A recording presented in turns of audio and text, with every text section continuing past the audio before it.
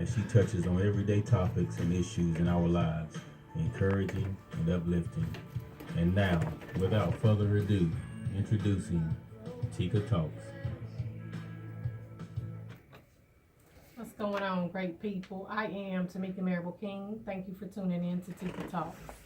So here we sit first Sunday of February, and I have decided that on this month we are going to discuss love, relationships, marriage. You know, for my Facebook family, some of those topics have already been touched a little bit. However, you know, there's always room to add a little more to it. So today, I just want to talk a little bit about our own self-love. And I may stray off that a little bit, but you know, that's the main thing. Us learning who we are and what our purpose is, loving ourselves in order to be in the right relationships with the right people so that those relationships actually last. And you know, you grow from them. So, you know, one of the things that I think we need to ask ourselves is, who are we? You know, who are you and why? Something a lot of people cannot answer. Once you begin to get in a relationship with God, you will begin to learn more and more about yourself, about the things that, you know, work for you or don't work for you, about the things you like or don't like. And trust me when I say, you know, when I was out in the world doing whatever I wanted at any given time, you know, I really thought at the time that's who I was. This is who I am. This is what I do. I like what I do. You know, that was the take I had on it. Well, God showed me, actually, that's not who you are, nor is that what you really like. And you shouldn't be happy to be doing it. So things progressed in my relationship with God. And before I actually began my relationship with God, you know, I just had to get to a very low, broken, empty place. Everything that made sense didn't make sense anymore. Everything that was good seemed to be bad. Everything I touched, it just wasn't working.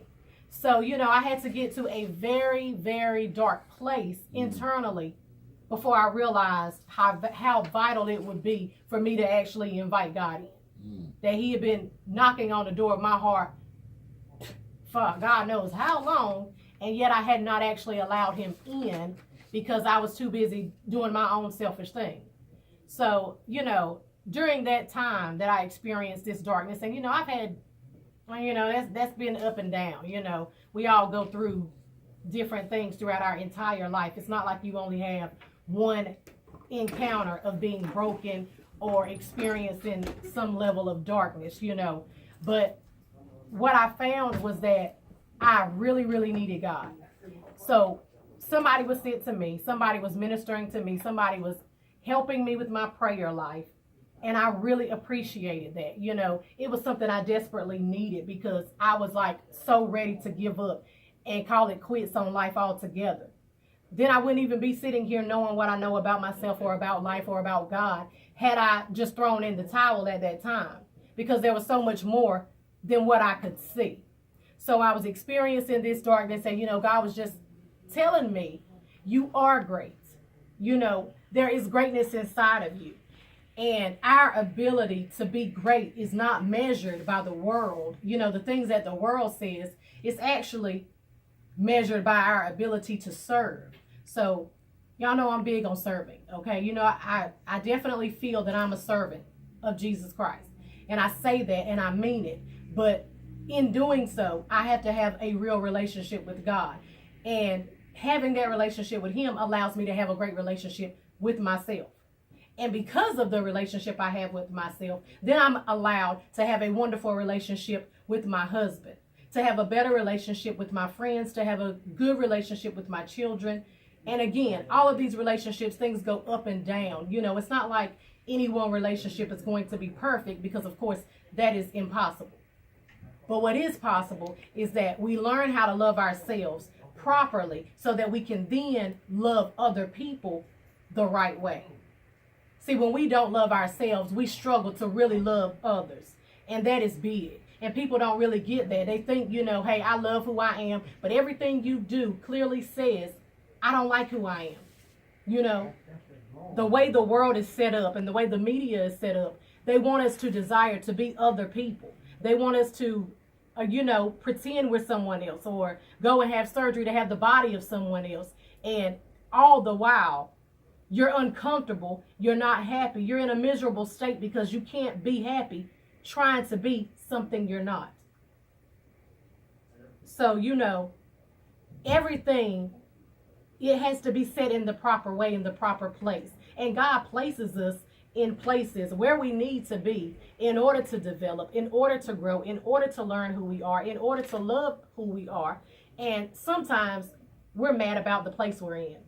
We don't want to be in that place. We complain. We're struggling, just acting as if we don't get it. You're in that family because you were supposed to be in that family. Sometimes we think, God, everybody in my family crazy. Well, there's something that you need to have developed internally to be able to use for your purpose at a later date. And the only way you can get that is through being with those crazy family members. Is experiencing whatever it may be that you have to experience in order to, challenge who you really are. And it's real. The struggle is real. The struggle to love who you are can be really, really challenging. And that's just simply because of all the things that we allow others to pour on us or to project on us. And then we suddenly no longer feel confident in who we are. But see, that's the devil's playground. When he can get you to be fearful or doubt who you are or what you actually stand for, your purpose, is where he likes to play. So that mind, there's two things that can occur whenever you get into a state of isolation. One can be elevation because you are being strengthened and growing in God. And then the other could be the demise or the death of you because the devil gets in your mind and begin to trick you and make you feel as if you are not worthy, that you are not going to get out of this situation or that you're not going to be in a good relationship at any time, whether that's with your parents, with your children, with your spouse, with, whoever it may be, your friendships. This friend betrayed you and now you don't want to let people be your friends. You can't stand it. You don't, those relationships are important though, because God did not create us to be alone. He didn't create us to be by ourselves all the time. But we need to learn to love who we are, like I said, so that we can actually have healthy relationships. Even in the church, even in, the lives of the believers. You witness people who don't have good relationships, who struggle in their marriages.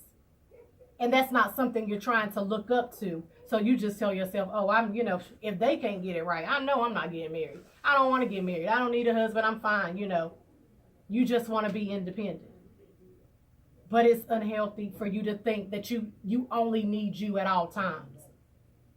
See, the core of everything is going to be God. And so once you begin to get in the right relationship with him and ask him to search your heart, to bring forth anything and everything that causes you to really function in the way that you do, that makes you not like who you are or not love who you are, or to just simply be out here doing the things you do that you don't even quite understand why you're behaving in that fashion. God will reveal that to you very plainly. He will make it very clear to you. And sometimes he uses people to bring that information to you. Sometimes we turn away. We don't want to hear it. Depending on who it's coming from, we're not really receptive. Oh, because I know her, I can't listen to her. That I know what she used to do. Well, considering use is past tense, if you know this person is someone different, however, you don't really want to accept it, you might miss your blessing. You might miss the chance to break free from bondage that has been holding you down and keeping you captive year after year. And you're trying to figure out, why am I stuck?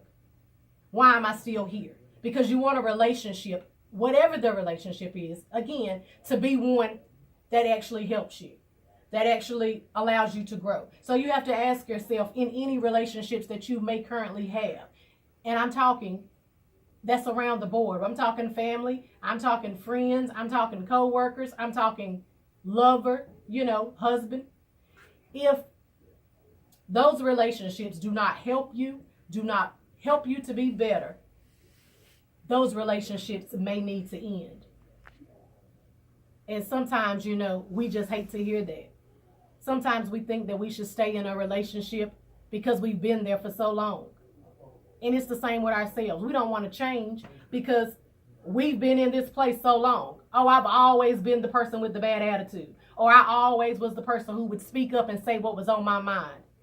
Well, guess what? God decided that negative attitude that I had and that big mouth that I needed to shut, he was going to use now for his glory. That he was going to allow me to talk to people and tell people about his goodness, about his grace, about his mercy, about his unchanging, unmoving, unwavering word. So, he just needs me to stay in the right place.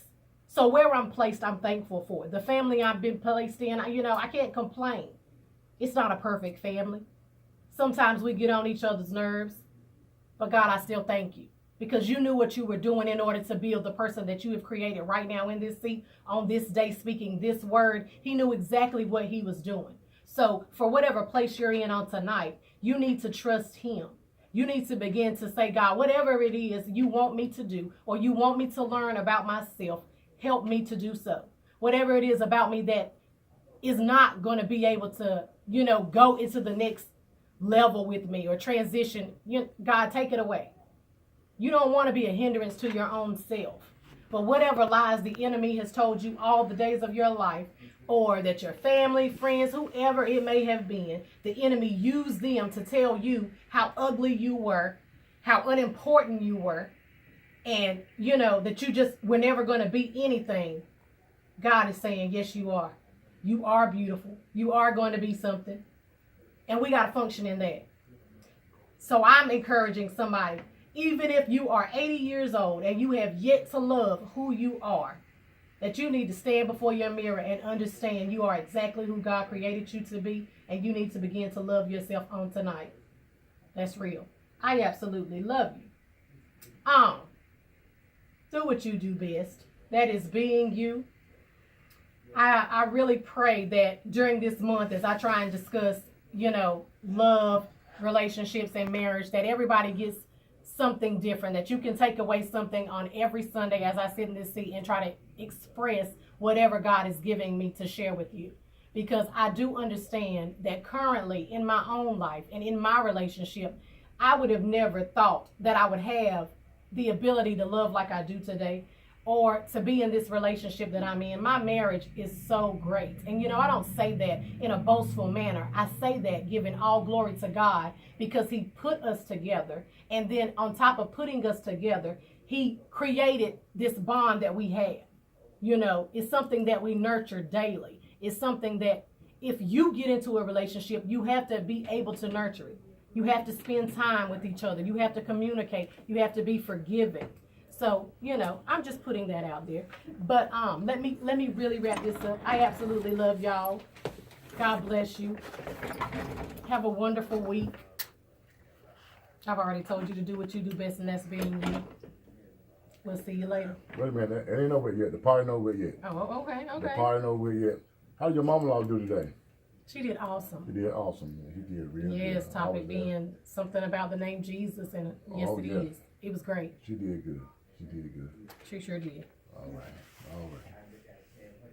Y'all getting ready for Valentine's, ain't you? You know it. Oh, shit. You get ready too, ain't you? I'm getting ready. Okay, this has been Tika Talk with WCLN AM and Star Communications Channel 16. Thank you for tuning in. Join us each and every Sunday at 6 p.m. on WCLN 1170 AM, channel 16. I said he ain't gonna come back.